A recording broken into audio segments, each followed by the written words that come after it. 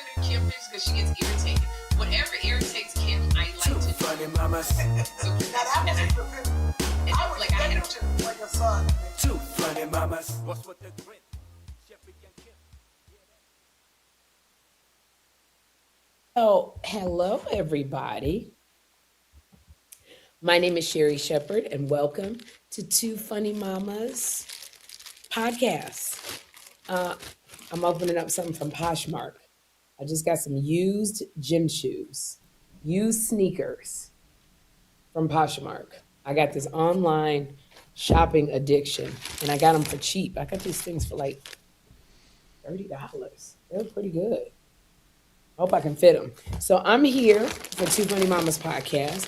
Kym Whitley was supposed to be on this podcast with me, one of my best friends. Kym Whitley and I have been friends for about 31 years.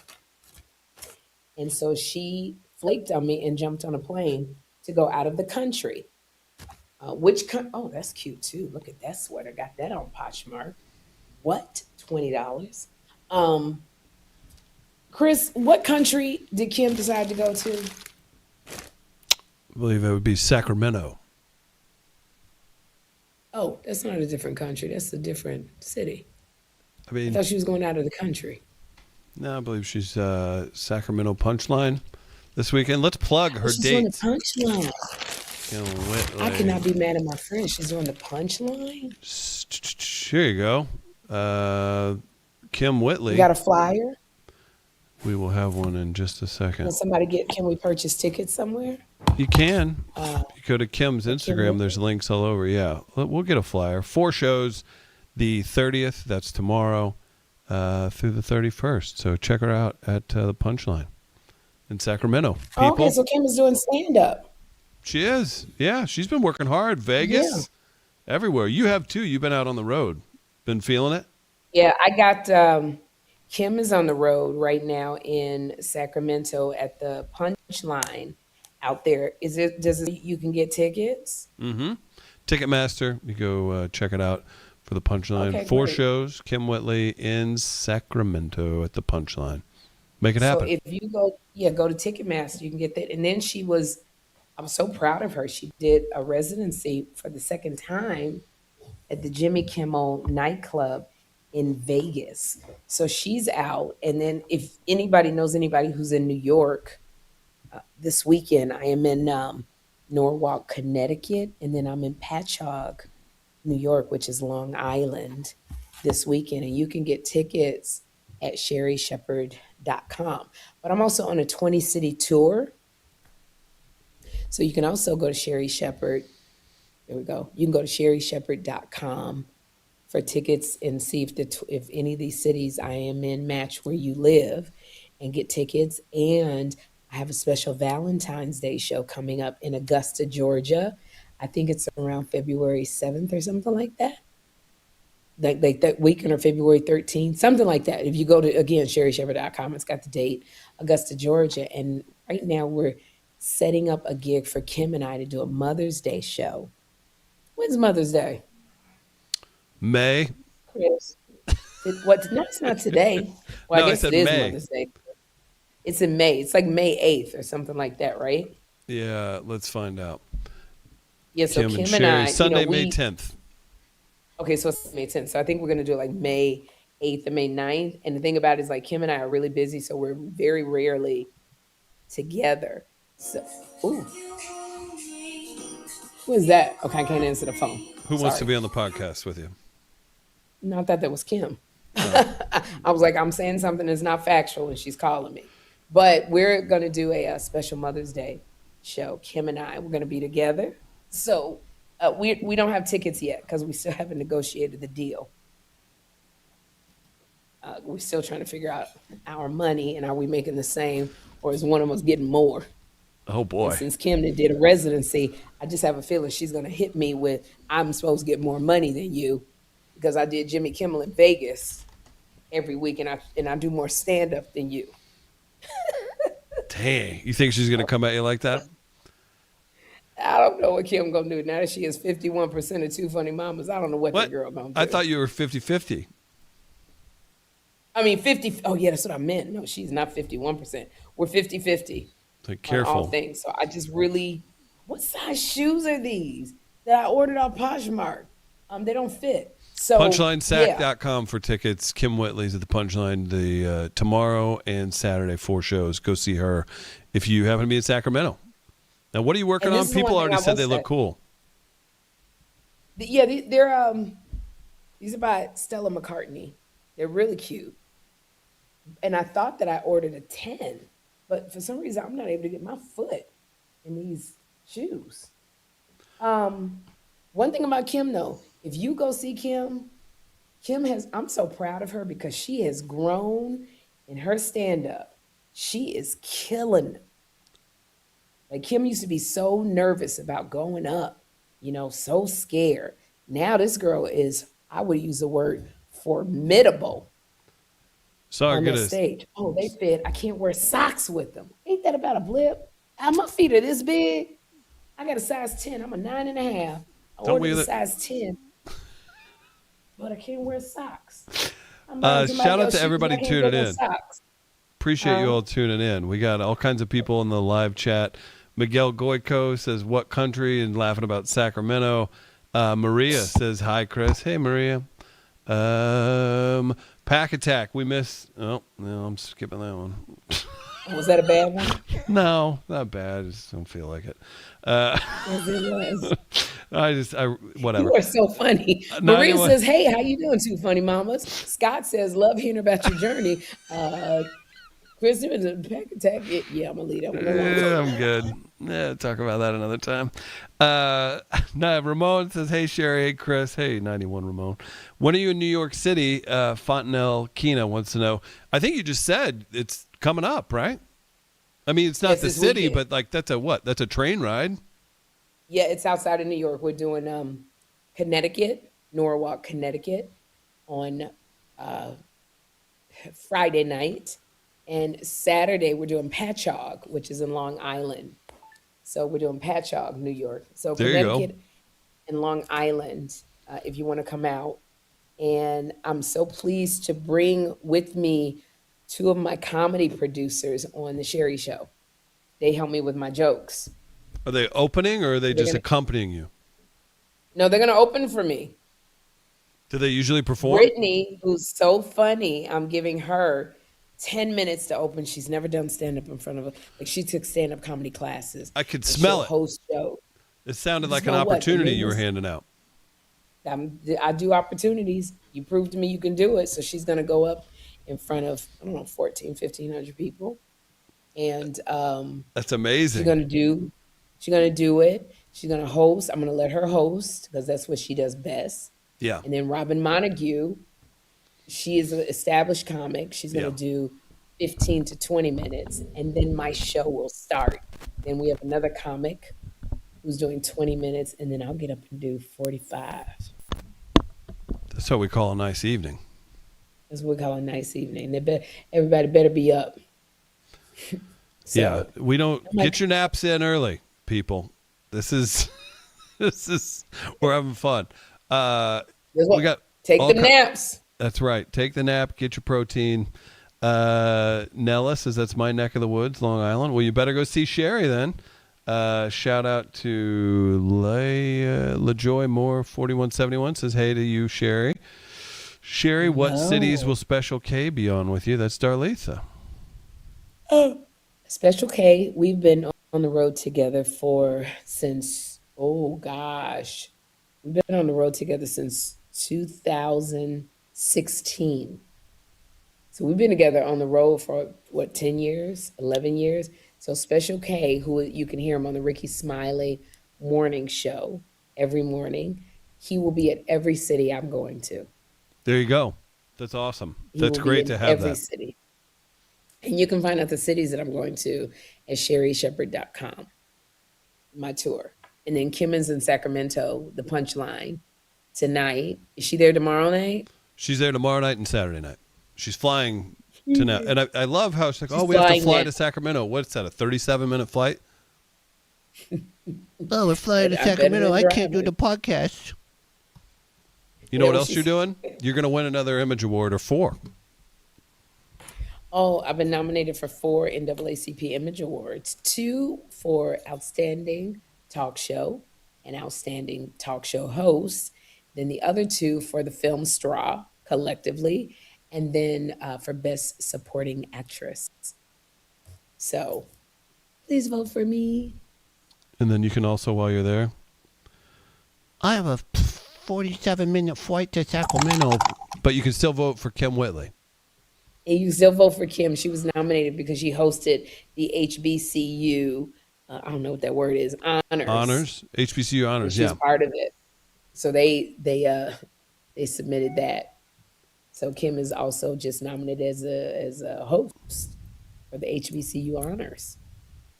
And Anyone so want to this go was to? just like Nella is wondering if anyone will go to the Long Island show with them. Yeah, I think you'll have 1,500 of your closest friends with you too. You ever go to comedy? Whenever you were, I'll go and meet you there. I was gonna say, I bet you go places alone all the time. I will go watch comedy, not as much anymore because I'm so busy with stuff. But when I was really going to a lot of stand up, I still see a decent amount. I would just go alone because it was fun to do, and I'll never forget seeing David Allen Greer in Kansas City. I lived there. He's a maniac. He's unbelievably talented. And I went to whatever it was called at the time. It's like north of the city there. It's their club. And I went, and I'm so excited to go alone. The girlfriend I was with at the time was out of town. And I go, and I get my seat, and it's a comedy club, right? Even if I'm in shape, Sherri, I am at my skinniest, hungriest, jackedest. I'm 225. I'm 6'3". I'm nothing. Even then, it's going to be small. I get sat down at one of these little tables because you got to pack as many people in as you can, right? Mm-hmm. I'm like, oh, this is going to be fun. Can't wait to see one of my favorite comics. Until I get sat at a couple's table, they bring a couple over who's celebrating their anniversary, and they had to sit next to my big ass for David Allen Greer. I'm the only white person in the entire club, and I know it just ruined. So I bought him drinks, and I was like, I can't move anywhere. Here's happy anniversary. I feel bad for big people. These shoes are killing my corns. God. And to be clear, I'm not at my skinniest, in shapest right now. I'm saying, at best, Here's the thing, though. I'm like going to take up the space of 2 people. Let me put this computer on a box. It's just. I mean, like Sherri, like it's right. yours and my feet are about the same size, but other than that, you don't know what it's like. No, I don't know what it's like to be a big man, but I do. Didn't even flinch. What? Who, me? I said our feet are the same size. My feet will never be the same size as yours. It's a bad day. It's a bad day if my feet are the same size as yours. Chris Denman. And by the way, if anybody new on here, this is Chris Denman, our producer of the Two Funny Mamas podcast from Mid-Coast Media. Amazing. And so since Kym is in another country of Sacramento, Chris is here in her stead. So let me tell you something. This day, it's so hot. I'm hot flash and I'm in perimenopause. You got to show this painting off. Oh, this painting? Look at that painting. Not great. Kym, it's huge. It like takes up the whole wall. There we go. Kym, Kym is an art major. Kym graduated Fisk University, very prominent HBCU, and she is an art major. So Kym literally got me into art. She got me into, so I love art, and it's all over my home. So this particular piece, I don't know the author of it, but it's called. We've mentioned him before. Can't think of it. I just don't remember. It's pretty cool. It's called Emmett Till, Don't Whistle at White Women. Is that your face? Like you trying to figure out? Maybe I go back off screen. Trying to figure out what, and that title came. Why? No, I remember we've talked about this, and it's like a cultural. I won't even get into it. The guy was great though. Whoever did it. Yeah, he's amazing. But we'll think of his name. within this thing, like there's up there, it says, gosh, trying to do this. Up there, the lady all the way, it says fake tears. Like in this particular painting, there are so many images that you cannot possibly gather in one sitting. Like every time you look at this painting, it's something else that you're getting that deals with racism, that deals with cultural appropriation, that deals like it's a lot of messages in it. Even Kym, when she looked at it, she like 3 days straight, she just stood there for an hour. And you always will find something embedded within this messages. Mm-hmm. That's what it is. You just have to look and you find something different, and it's pretty cool. That's one of my pieces. But Kym got me into art. Yeah. So,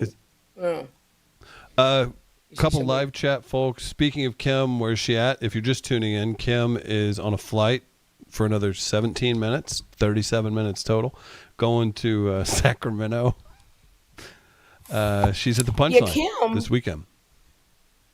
We were supposed to have done this podcast together, and then all of a sudden, I'm calling in like, okay, we're about to do the podcast, and then Chris says, no, Kym is on a plane. So she didn't tell us, but that's okay. She's there to do stand up. That's right.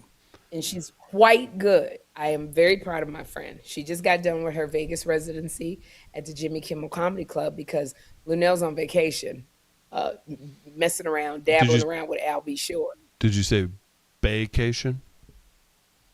Yeah, she's on a vacation, Lunel, with Al B. Shore. She's got stuff to do. Lunel shout out and to Al Mark. B. Shore. Shout out to Mark in Cleveland. Sherri, are you coming to Cleveland soon?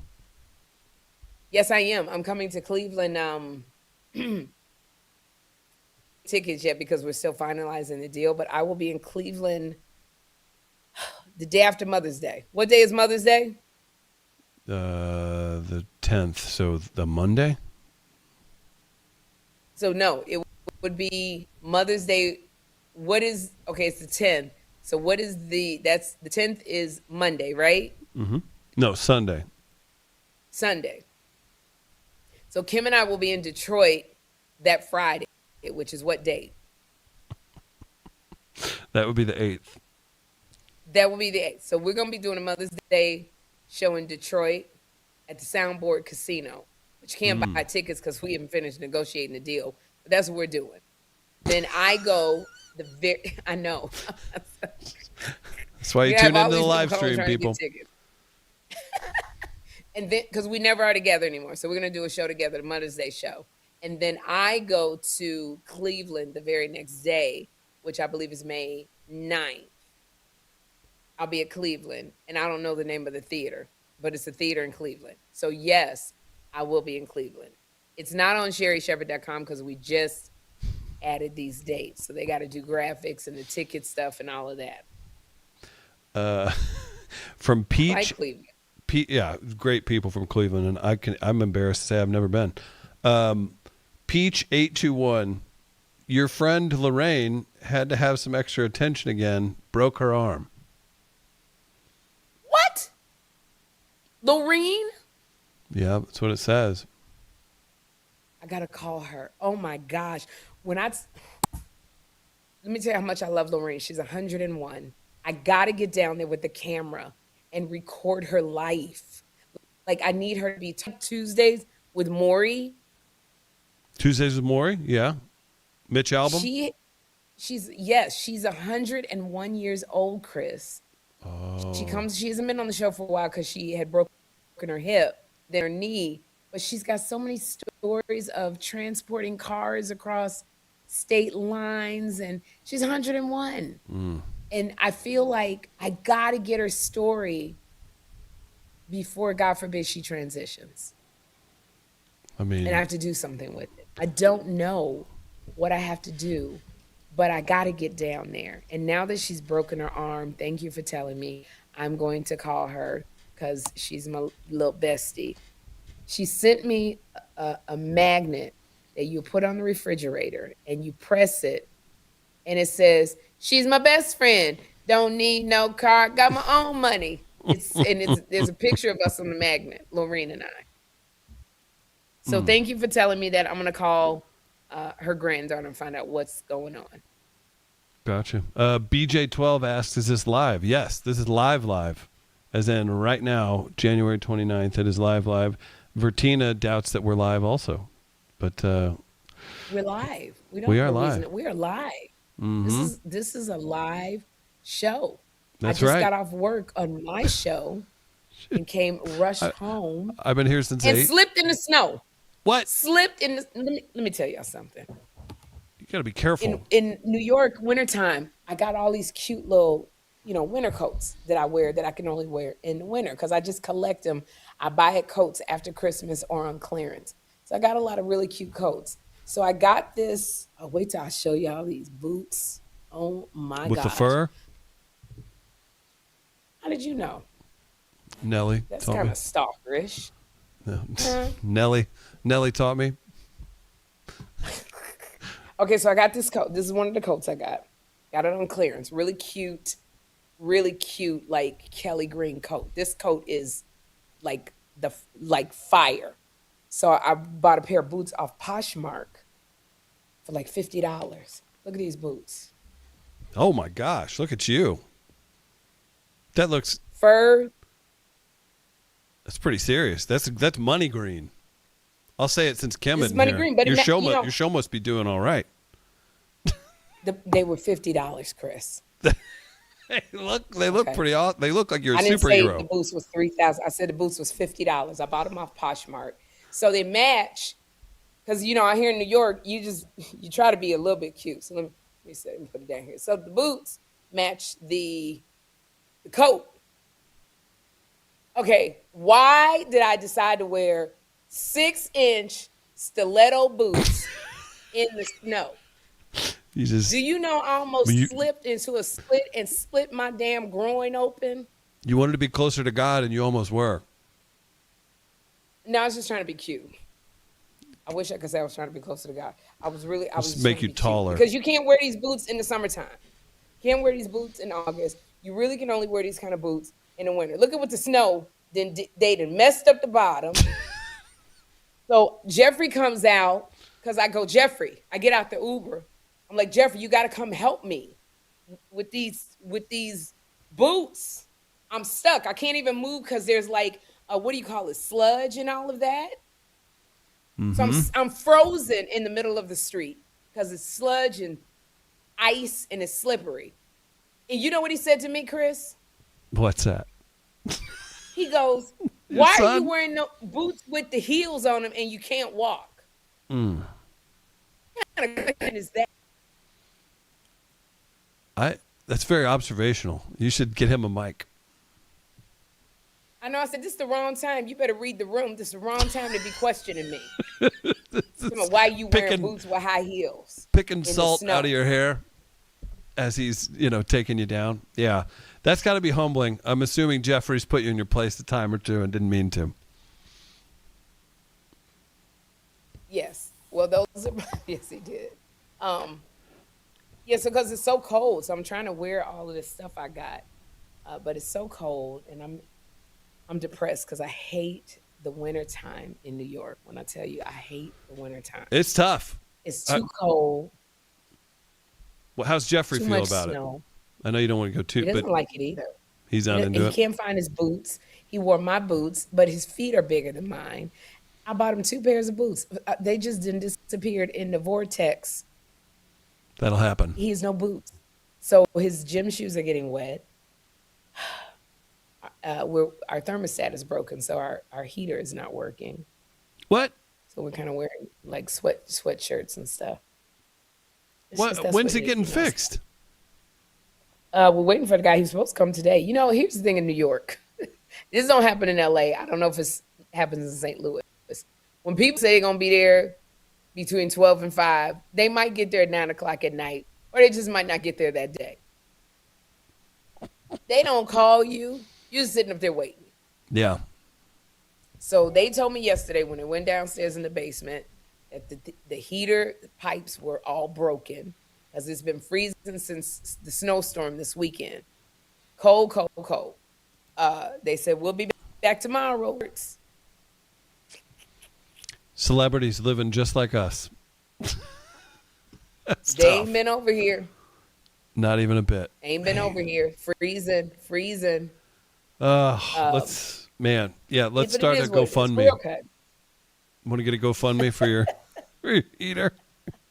I think we need to. I'm not doing a GoFundMe, so this administration can find out I done illegally took funds. Yeah, that's not going to work. You Yoga can't with do what you used to do. no. Do you know how many? It's been long You enough. can't scam like you used to. There's people coming out of jail that were doing those bad PPP loans, and it just that's tough. How about some live chat, folks? Jamila says, "Chris, get out there and fix it." Leona agrees how cold it is with you, Sherri. Yoga with Zion says, "Come to Hawaii." Have you done Hawaii?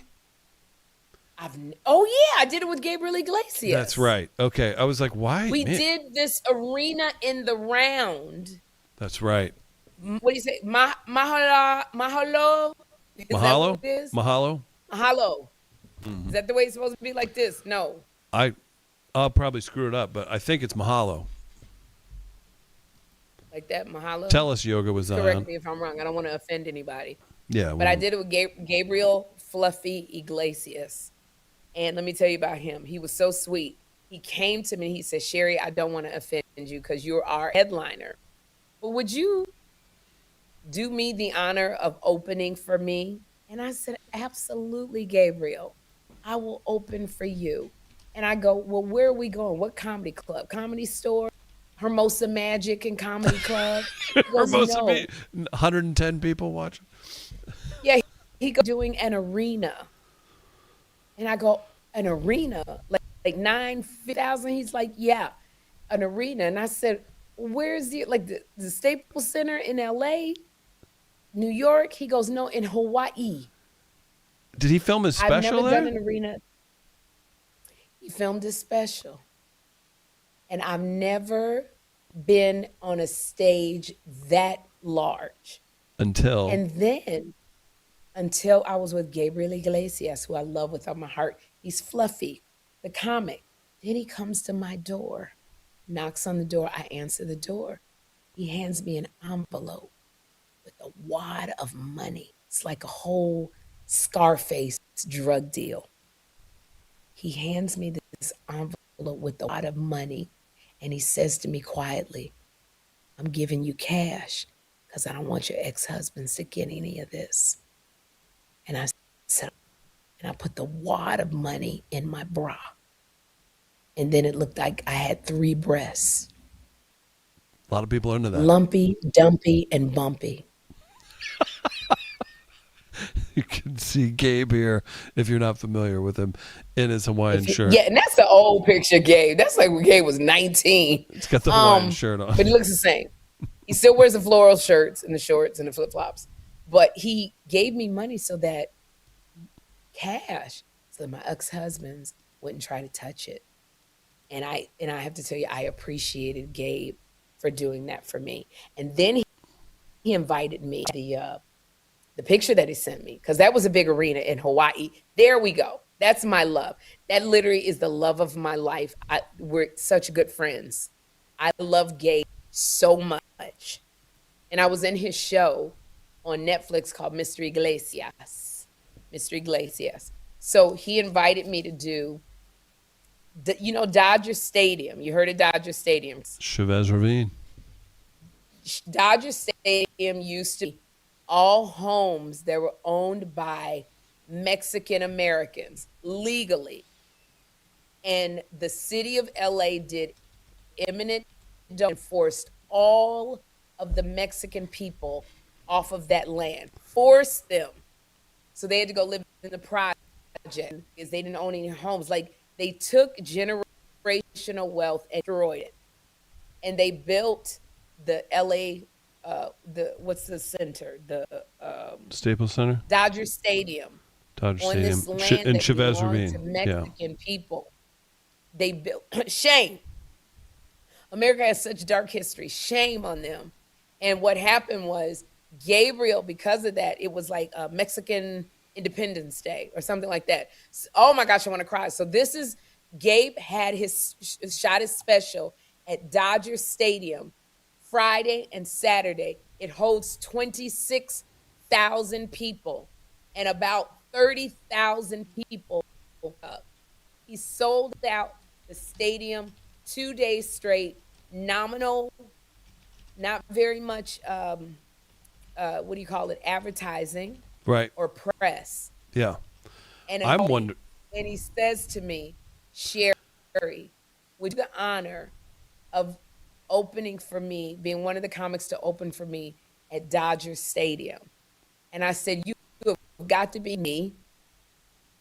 And I went, and probably I was the only non-Mexican there. And I was the only girl. And he had all his friends up, you know, I can't remember everything they were saying, all the lingo.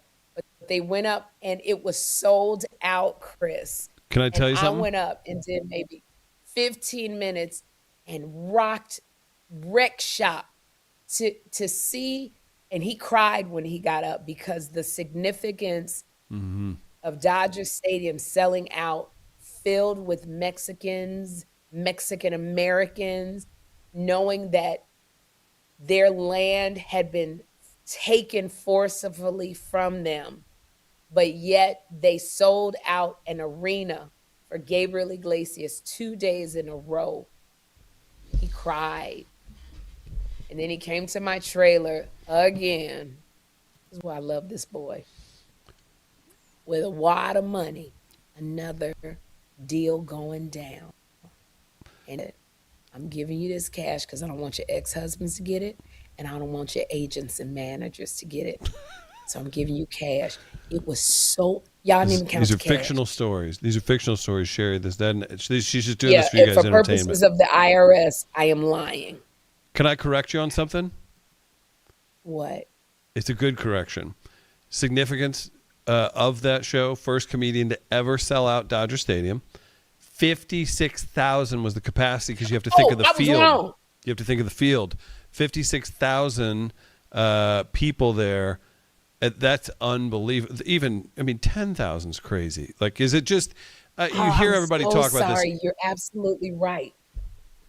What a cool correction, huh? 56,000 people, Mexican Americans and Mexican people, wanted to come and support Gabriel Iglesias because they knew that their ancestors had been forced out of their land so they could build Dodger Stadium. It was built on people losing their property and not being compensated for it because they made them leave. They didn't have nowhere to go. They didn't own anything. Right. So they cut the generational wealth. So that was the second time that I worked with Gabriel Iglesias, and he paid me with cash. Oink, oink. I've heard nothing but similar stories. My friend and one of the best comics out there, he was doing it before everybody did the crowd work stuff for clips, but Ian Bagg toured Europe. I love Ian. He's unbelievable, isn't he? I love Ian. He toured Europe. Orale! Orale! That's what they kept saying when it got. I was like, what was that word? Orale!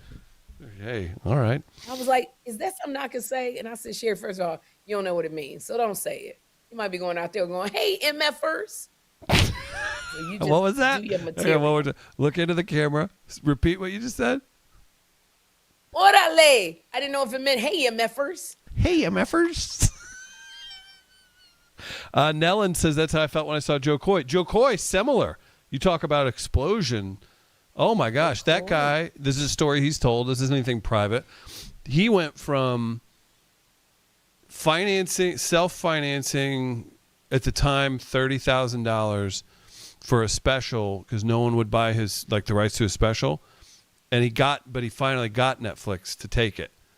And since that moment, that guy has sold out, I guess it'd be Crypto Arena. At the time it was Staples. He sold that out something like 29 nights in a row, something absurd. Done stadiums all over the world. It's amazing to see a comedian get their crazy, apex of whatever's going on. Joe Coy came on my show. He's another comic. I love Joe. And he did Madison Square Garden and sold it out for like the weekend.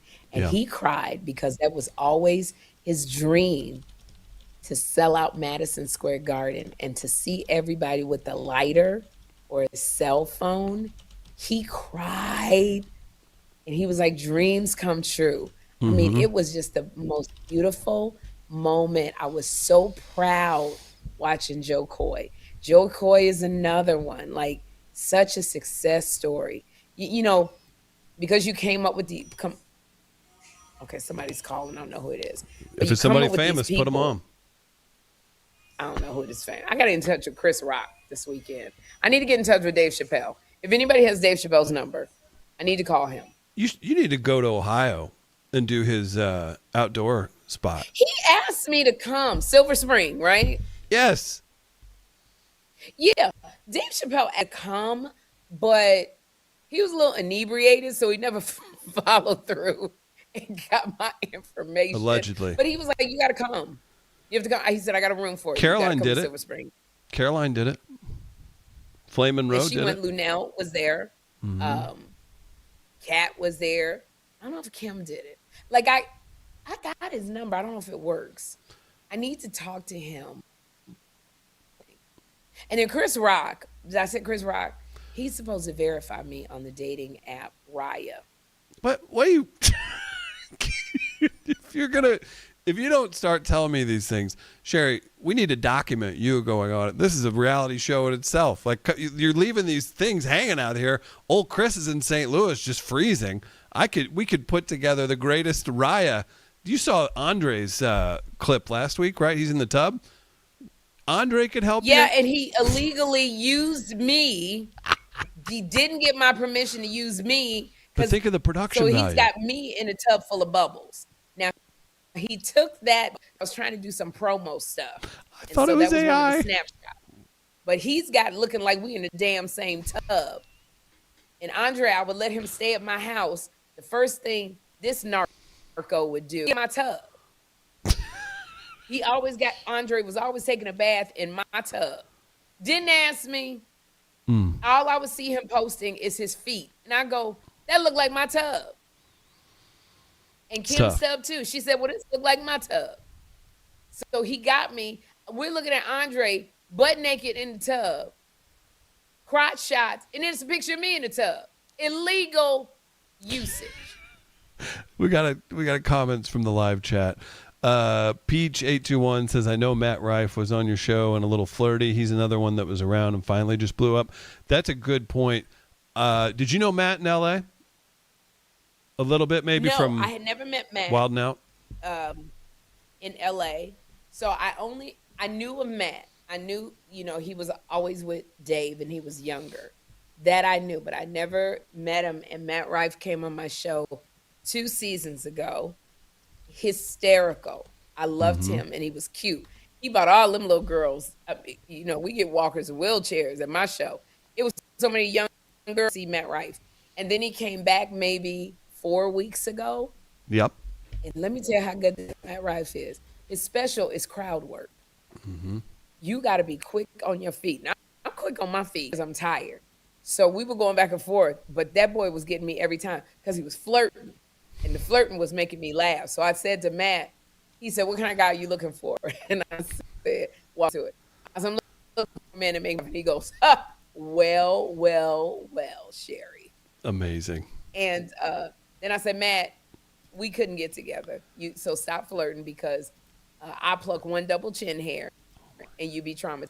And he said, without missing a beat, I'd put it in a locket, at which point I slid out of my chair because I couldn't stop laughing. He's from Ohio, too. Like I was verklempt.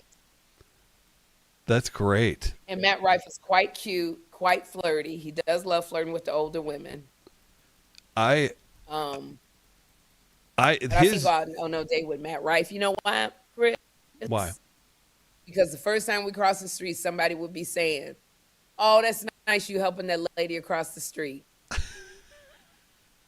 Or they would look at me and they say, oh, that's nice you helping that little boy across the street. Either way, neither one of them are compliments. You don't like either one? Oh my No, gosh. you helping that lady across the street, or you helping that little boy. He too young. Matt Rife too young for me, though. Do you have a youngest that you would date? By the way, I did a show with Matt Rife like 10 years ago. This is a whole story. He, you know how small comedy is, right? I met him because he did shows at the Improv in LA. He's friends with friends of mine, and people kind of knew him from Wild 'N Out, but nothing like now. And we were supposed to do this music festival. If you're from St. Louis, you know about it. It was like a fire festival situation. The festival like burns up overnight, right? And they have to cancel. This is a huge festival, like 40,000 people go to this thing. So it falls apart. I was going to do a comedy stage there. I said, screw it. Me and my business partners said, we're doing this anyway. We had Taylor Tomlinson, Matt Rife, and Mia Jackson all coming in. Taylor had to bail from a flight. What a great, hey, not bad, huh? What a Saw great that lineup. Unbelievable. And Matt still came in. He did so a bar in St. Louis. We had people out to the street. Got to see. We had 6 or 7 St. Louis comics, and then we had Matt Rife and Mia Jackson close it out at a place called Southtown Pub. It was a bar, and they can say that they hosted Matt Rife before all this blew up. It was pretty wild. It was really cool. He was such a good sport. Matt Rife was Matt Rife. Mm-hmm. He was, and let me tell you something. Back then, too. Here's a photo. Back then, every girl in the place is just losing it. It was one of the funnier things to see. I know going crazy over Matt Rife. There you go. Look at that. Look at him. That's a bar. Matt. Yeah, he's a At good the dude. bar. Wow, what a story. Yeah, it's a good one now. With in hindsight, looking back on it and seeing it, there's a good photo. Shout out to Mr. Gary. You're going to recognize this guy. This is a local St. Louis legend. I'm here in St. Louis if you're not aware. But here, check this out. There's Mia and Matt Rife getting interviewed by St. Louis legend Mr. Gary. Oh, my gosh. Jeez Incredible. Louise. That's funny. No, it is. It's cool to see that. People could say that about you, Sherri. Somebody that saw you, jumping on the bus, going to open mics, to what you've achieved now, too. Seriously. It's a big deal. Well, it's so funny because Kym and I, we've been in the business so long, like 30 years, and we know the people that Kym and I started with. Literally, I'm only going to name the names that you guys know. Mm-hmm. We started with D.L. Hughley. We started with Jamie Foxx. We started with Chris Tucker. We started with Joe Torre and Guy Torre, Monique, Chelsea Handler. I used to follow Joe Rogan on stage at the Comedy Store. Like, Joe and I loved, because we're always at the Comedy Store together, Joe Rogan and I. Theo Vaughn. It was so many comics. We were clustered together at these comedy clubs. Cat Williams, J.B. Smoove, all these comics. We were just all together. Nobody had money. We were all broke. We were all struggling. Lil Rel Howery. And so when Lil Rel came to my show, because when you come to my show, there's a huge billboard of me at the very top of the building. You go in the building, there's pictures, big posters of me. It says Sherri, upstairs, this is Sherri's studio. And Rel got really emotional because we came up together, struggling. He's rich as I don't know what now. Yeah. Because he did that movie Get Out, and they paid him in points as opposed to cash, because they didn't have any money when they did that movie Get Out. I didn't know that. Huh? I just thought he was just working. He works his ass off, and he had points on Get Out. They give him points in the back end, and points in the back end is like he became a millionaire overnight from that movie, because they expected it to go on just DVD in Blockbuster, but it was a breakout hit. So he became a millionaire overnight, but he got really emotional seeing that. And even when Kat came, like I came up with Cedric the Entertainer. I was just, all these names are coming in my mind. Cheryl Underwood. Wow. She used to live in a 1-bedroom apartment, and when the gate closed, she put her house shoe or slipper underneath the gate so it would stay open if she gave a little apartment party. Ouch. She had no money. Cheryl, none. And Kat came, and he just was like, ma'am, This is what I told you was going to happen. Are you listening, ma'am? And so when people come in, DL and Cedric and all of those people, Yeah. they are very proud of me because we just all came up together. I was on the bus. Jamie Kennedy, that's my best friend, Niecy Nash. I'm Well, you been friends pointed- with Kym Whitley for 30. Niecy's 28 years. At your star ceremony on Hollywood Boulevard, like everybody dreams about, you pointed to a horrendous apartment. And like, yeah, I used to live right there. I used to live up the street when I got my star. You got I lived evicted. up the street from where my star was. And Niecy, her star is across the street, kitty corner. So she's in front of CVS, and I'm in front of the W Hotel. We're both Crazy. on Hollywood. We're both on Hollywood Boulevard and Argyle, just across the street from each other, our star. So when Niecy, now you seeing all this stuff, she's a big A-list star. I knew Niecy when she was divorced and living in the back room at her mother's house. And we used to go to church together, and we used to sit on the porch and just dream.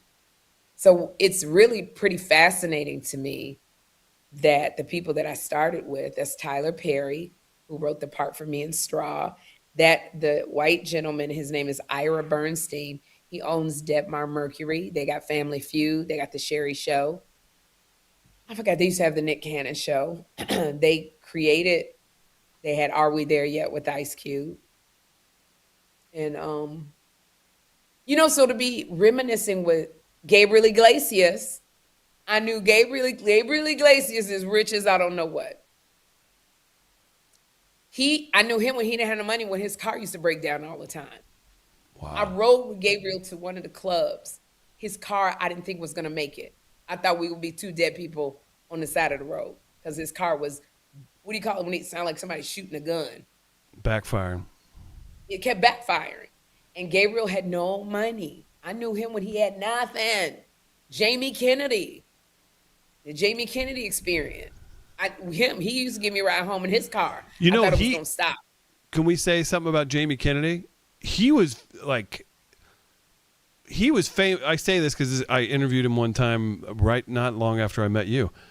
He was like, that was real fame. What he experienced when Scream came out, that was scary fame. We didn't have social media, but there wasn't social media, and movie stars were different. I think before that he had done a Taco Bell commercial. Like that was his resume. Yeah.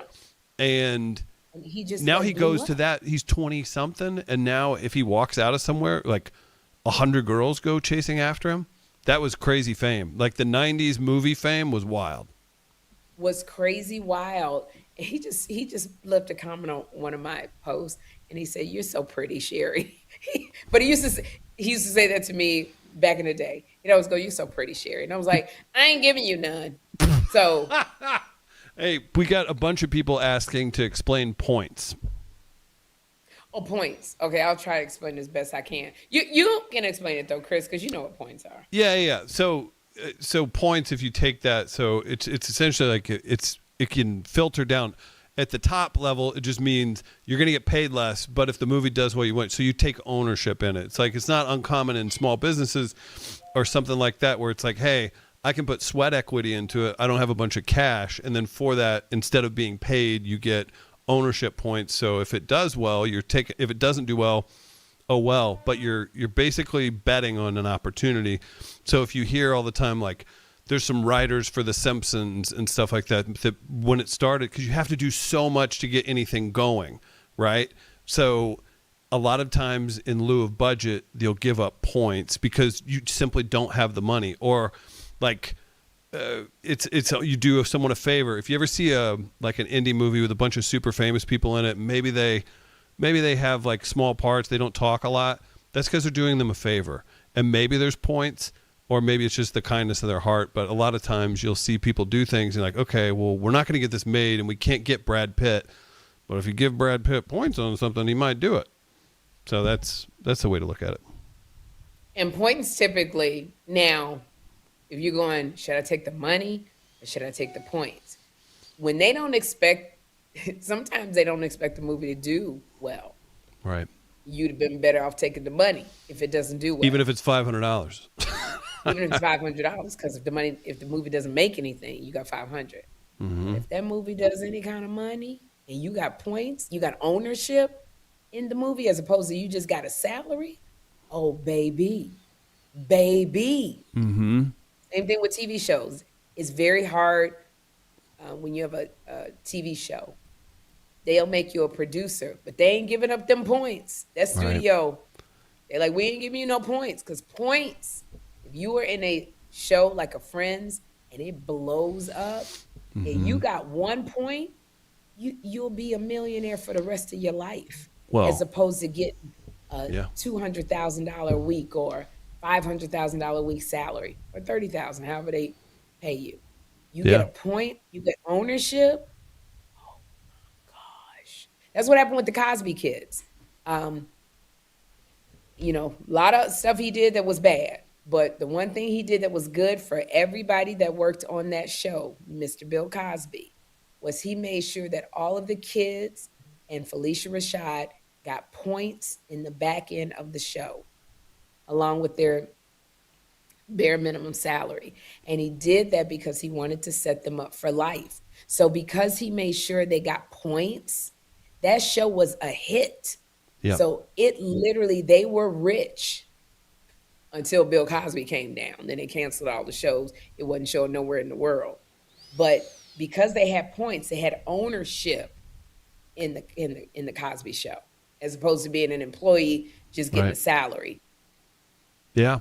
And that's tough too, because I have a small business. I really won't let anybody work for us for free.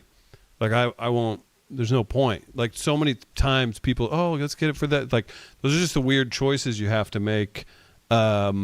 Is it worth, like, is the opportunity, like you should always value yourself and bet on yourself, but sometimes betting on yourself means doing something for free or for cheap, right? Because the opportunity's there and you're like, well, this could turn into something or be something positive. So it's a weird thing. Like you see it, I bet, will there ever be someone who cashes out like Seinfeld and Larry David ever again? Because they had syndication, because that's whenever TBS it, and now that's kind of probably gone. I mean, you can sell it to Netflix. It's out the window, syndication. Everything is streaming. Yeah, with the way Hollywood is, you know, that actor strike just really, man, it just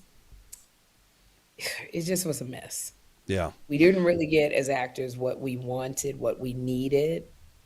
We got the short end of the stick, and the network literally should not have gotten in bed with the streamers. Because, you know, that's a whole nother discussion. But as an actor, you rely on your residuals to pay your insurance or to go towards your pension. And, you know, if you were on a very successful show or just a show that was out on the air for a long time, you would get these residuals, commensurate, is that the word, commensurate? To what you made on the show. So I'm gonna give you an example.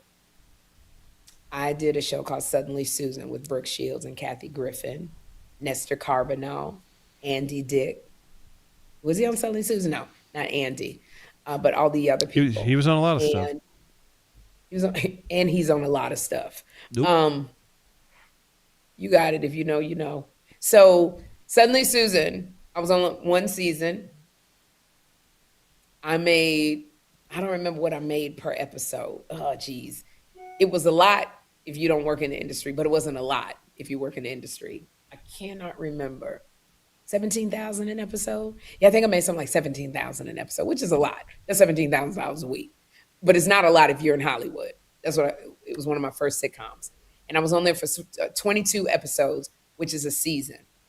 When it went off the air the first year, just reruns, I probably made $200,000, which went towards my insurance and my pension. And it allowed me to live and pay bills. Then the next year, I might have gotten $175,000. So it goes down every year. But until it went down to, you know, I once got a check for a penny for Suddenly Susan. It went down. I was able to keep my insurance, which is really important because I wasn't working, and pay bills and have money go towards my pension for, at the time I didn't have any children. So now, because my pension is nice because I've been working so many years, Jeffrey will be taken care of because he has special needs. So that's how the residuals work. So now we've gone on strike. The streamers don't do that. They pay you up front, your residuals. So it doesn't go towards your insurance. It doesn't go towards your pension.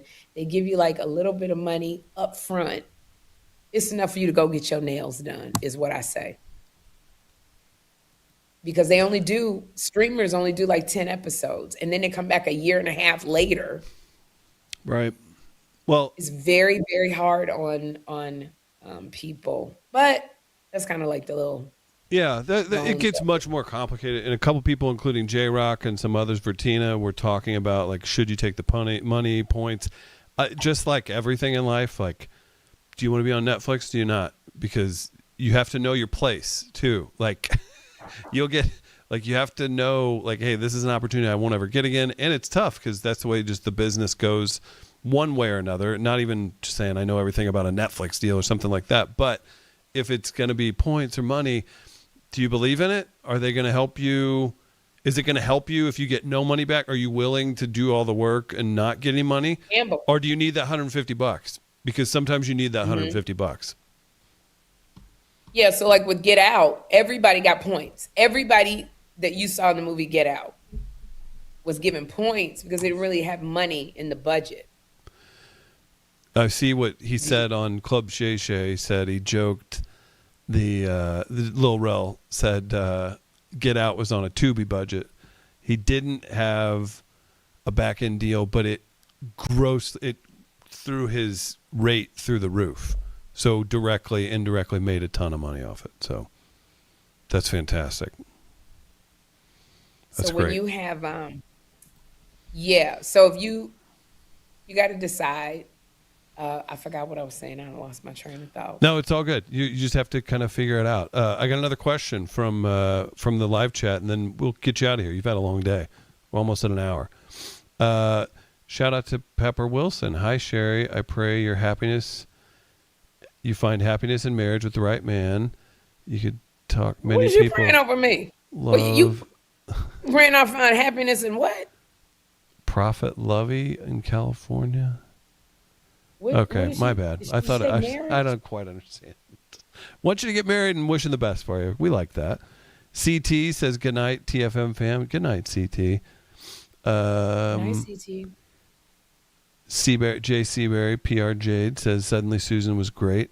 There were a lot of really good. You know what? Here, let's talk about that for a minute. You were on Friends. You were on Suddenly Susan. You were on some of these sitcoms that were in the heyday. Less Than Perfect. Everybody Loves Raymond. Yeah.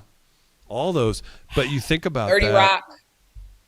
It's 30 just Rock, Sex Lives of College Girls, and a bunch of pilots that never make it. David Kelly, who did all the Law and Order writing. I did a pilot with him, a series that went off the air, so it didn't make it to air. So good. The Wedding Planner. I did some good stuff with Ed Begley Jr. and John Cleese from England, who did Faulty Towers. Wednesday, 9:30, 8:30 Central. Brilliant, written by an Oscar winner who wrote Gods and Monsters. I got to know. Trial and Error with John Lithgow. We've talked about that before. Is Trial and Error, would you say, and I don't want to guide you, I want your honest answer, of things that didn't reach their potential that you've been a part of, would you say that was the one that could have been the biggest? That was one that could have been the biggest. If it had gone a third season, I would have won an Emmy. I guarantee you. Yeah. And it would have been in the realm of like The Office or I mean it was It was on NBC. It was just like The Office, but I think it was ahead of its time. Lin-Manuel Miranda, who did In the Heights and Hamilton, literally for a weekend kept tweeting about it, talking about how brilliant everybody was, how brilliant I was. They wrote complex characters in this really weird world. And my character was a woman who was you loved her, but she had all of these neurological brain disorders. So if I got anesthesia from the dentist or the doctor, I spoke in a British accent. I would walk backwards. I would drive while I was asleep. I laughed uncontrollably. And I had prosopagnosia. I couldn't see, like I didn't recognize people once they left my eyesight. That was me. It was one of the best written comedies I've ever worked on in my life. It was smartly written. The critics loved it. Unfortunately, sometimes your shows fall by the wayside. And I know we did 2 seasons, and I guess you can find it on YouTube. But if it had gone 3 seasons, yeah, I'd have had an Emmy for that. Best supporting actress. I'm a dork about it. I don't know how many people are into The Office. I get, it's a white show. Nah, there was a lot of funny people on The Office of all backgrounds. The Office, that was a show.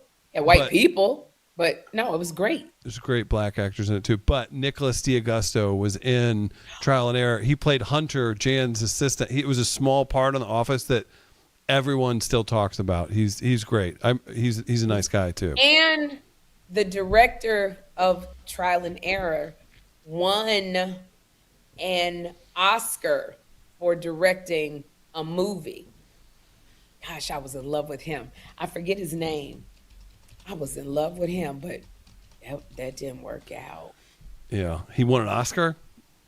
He won an Oscar, yeah, I forget his name. Jeffrey Blitz? Yes, Jeff Blitz. Yeah. In love with him. Let's see what he won an Oscar for. I don't know off the top of my head, actually. I wish I would know. What did he win an Oscar for? What is Lunell texting me? Lunell's so damn funny. What is this? First of all, Careful. thank you for immortalizing my lips on the wall of fame. Oh. I love Lunell. I'll tell you. Tough to beat. Look at this picture of me and Lunell. Whose face is she licking? It looks like the cover to something fun. She's licking my face. I've known Lunell for so long. I love her. We've all known each other for a long time, all of these comics. Yeah. You were talking Jeff Blitz. Did you find out what he won an Oscar for? Primetime Emmy for The Office. Sundance Film Festival director for Rocket Science. News and Documentary Emmy Award for Spellbound. And I think he was nominated for sorry, I'm pulling this up. So maybe it was an Emmy. I'm wrong. That's okay. Maybe it wasn't an Oscar. He won an Oscar for the direction for The Office. Emmy. Movie Rocket Science. So I got it wrong. So it was Emmy. He was brilliant. Brilliant. And I was in love with him. He got an Academy Award nomination for Best Documentary Feature for directing and producing the 2002 Spelling Bee documentary Spellbound. So he was nominated. So he did. Yeah. He got nominated for an Oscar. Okay. Big deal. I knew it. I was like, that was an Oscar. He got nominated for an Oscar. He didn't win. But it was that, unarguably, was one of the best comedy shows I'd ever been on, with John Lithgow and Kristen Chenoweth. The 3rd season would have been Glenn Close. It was phenomenal writing, and my character was so deeply layered. The critics loved me. That was one that I just regret. I cried. I love that show. But we couldn't get it on. It was based on a series off of Netflix, and we couldn't even get it on Netflix. No kidding. We weren't interested in taking it. We took it to Hulu. We took it so many different places, and they weren't interested in pursuing it and furthering it, the storylines in this weird, quirky ass, crazy town where everybody was just weird. So that was one of my favorite characters that I played, and I think it's on YouTube or it's on Peacock maybe. Trial and Error, 2 seasons. Okay. Well, there you go. Sherri, you've got comedy coming up in New York this weekend? Yeah, if you go to sherrishepherd.com, I am in Norwalk, Connecticut, Friday, and I am in Patchogue, it's Long Island, on Saturday. Beautiful. Go out and see Sherri live and also vote for her for the NAACP Image Awards. You can scan this QR code right now.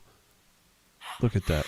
Isn't that exciting? I'm nominated for Outstanding Talk Show Host, Best Supporting Actress for the movie Straw. It's called like limited TV series movie. It's all these That's so words. great. And then for the movie as a whole, Straw, 4 NAACP Image Award nominations. So hey, Two Funny Mamas family, can you vote for me? And Kym is also up for an NAACP Image Award for hosting the HBCU Honors. That's right. So we're both up the NAACP HBCU Honors. Kym is up for a host, the best host, but it's not in my category. Mine is best talk show host. Yeah, get out there and vote. Host. Yeah, vote for Kym, vote for I Sherri. think you can vote up to 5 times. You can vote up to 5 times with like 5 different emails. So we'd appreciate it because y'all got us 3 Two Funny Mamas awards. Incredible. Well, I mean, seriously, the fan is always so cool. And shout out to MM. I want Sherri to do a spinoff, her bank character in Straw. She's a phenomenal dramatic actress. And J-Rock says, Sherri, thank you. You be on season 2 of Crutch. If it comes back for a second season, I can see you playing a landlord.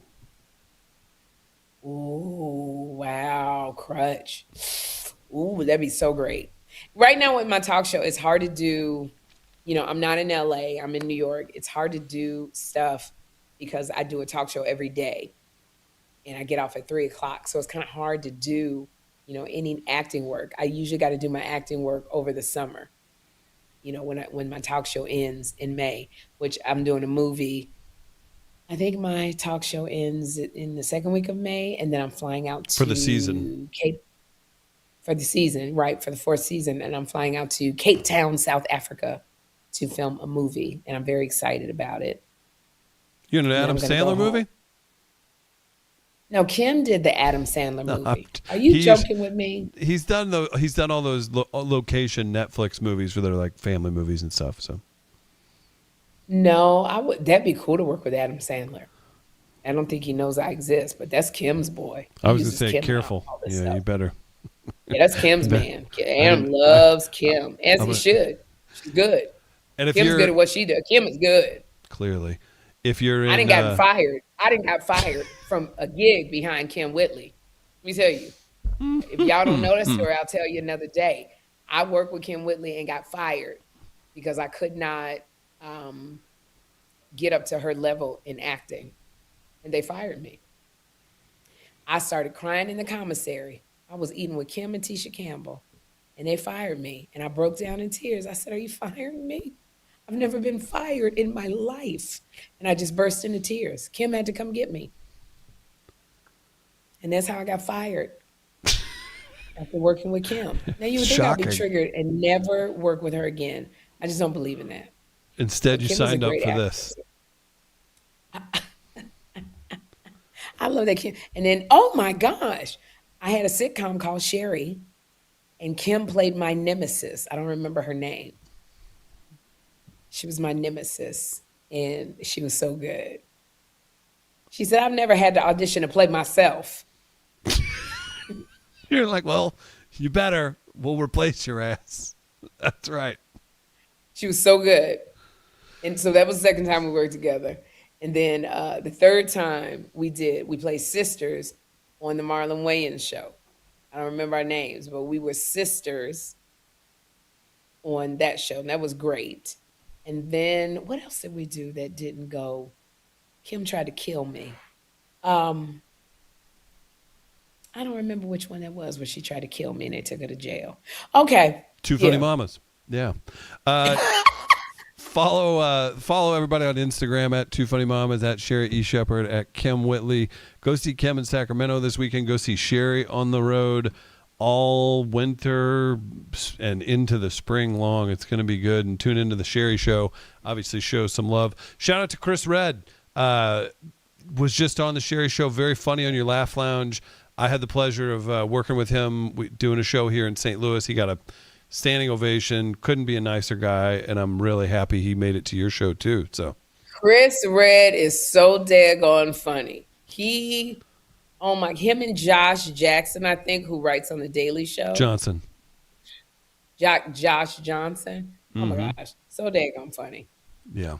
These Very new ones, funny. these young ones, boy, they got stuff for your mama.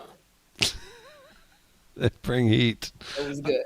You're funny yourself, Sherri. Don't sleep on Sherri. Check out her TV show. Keep watching this. Oh, I didn't see somebody. Somebody walked in. Never mind. You have a friend over? What? What? You have a friend over? What happened? Somebody walked in the background and walked out of the shot. It was pretty funny. Oh, that's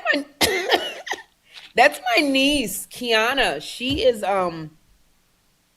she's really smart. She's taking she's got a full scholarship to college out here in New York, and she's taking all of the STEM classes. Amazing. Because she is getting her engineering degree. Then she's transferring to Tuskegee University to get her veterinarian degree because she wants to be a veterinarian for exotic pets. But I told her, get that engineering degree first because you can pivot with an engineering degree. You can pivot and do anything. Like you don't have to be an engineer. It's one of those kind of degrees. Like if you're a lawyer, you can pivot and do a whole bunch of other stuff with that degree. So an engineering degree. She's doing calculus 3 with no calculator. Can't spell it. I can't even spell that. And Can't even spell it. think about Like that. your auntie's a comic. So she lives with me. Oh, that's nice. Well, then She's got an iguana. She got an iguana with a tail. I was about It's to make an 12 iguana feet long. joke. Is she from Florida? She is a dragon iguana. That sucker is so long. And she's got 2 iguanas. She's got an Akita down there. And she's got a pit bull. She's downstairs in the basement. She's got a big old apartment down there. So she lives with me and Jeffrey. So it's us 3. Sounds like a good time. That sounds like a sitcom in itself. Sherri and the iguanas. It's crazy. She's very smart. I love her. I love it. Okay, Sherri, you're a saint. Appreciate you. We'll catch up next week. Bye, everybody. Support Sherri. Support Kym. Everybody, bye-bye. Show 'em Thank you for love. supporting Kym and I. We'll be back next week, and Kym will be here. So I know you had to put it with just me and Chris and I, and we thank you for your patience, and thank you for that. And we will have the stylings of Kym Whitley next week, and it's going to be off the chain of ADHD. That's right. And if you want more Andre, go tell him on his Instagram. Get in his DMs. You can tell him to stop using illegal pictures of me. Bye, Sherri. I love sending Kym pics because she gets irritated. Whatever irritates Kym, I like to do. Funny mamas. So I had Two funny mamas. What's with the grin?